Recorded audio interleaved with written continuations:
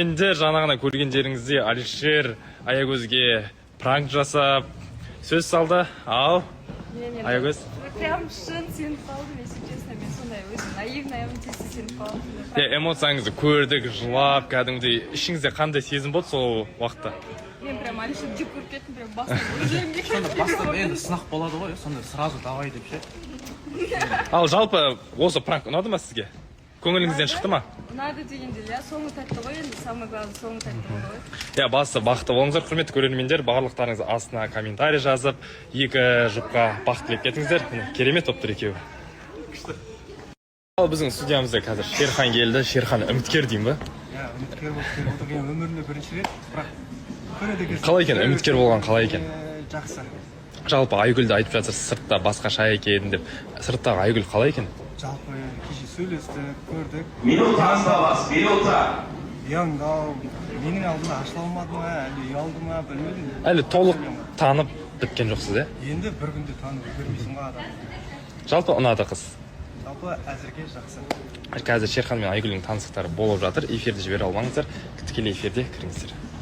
Мына жерде Ақерке мен Саддәулет тұр мысалға. Қалайсыздар, ассалаумағалейкум. Қалайсыздар? Осындай көрермендері, Алла қаласа екі уақытта эфир көріңіздер, өте қызық ойын. Көріңіздер. Ал сіздің не үшін көңіл күйіңіз жоқ?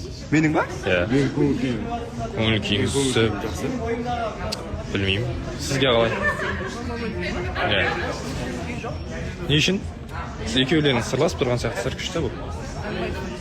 Не деп жатыр?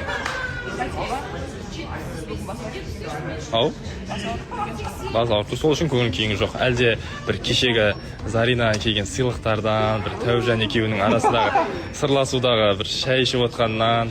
Şu Зарина кеше айтты, мен бірінші рет ер адамға шай құйып беріп жатырмын дейді. Ал. Сол кезде андай Жарайды, оны қойыңызшы, үміткеріңіз қалай? Үміткермен кездесу болды ма? Кездесу болды, иә, әрине. Бүгін ортадасыз. 14:30-да эфир жібере алмаңыздар. Да, бұйырса ерекше бізде съемка болайын деп жатыр. Соның бір-екі заттарын алуға шыққан болатынбыз. Өзіме отырып косметика керек жарақтарымды алып, қазір бір ерекше бір жерге дәмді тамақтануға келдік. Осындай бір әдемі антрикот деген ресторанға келген болатынбыз.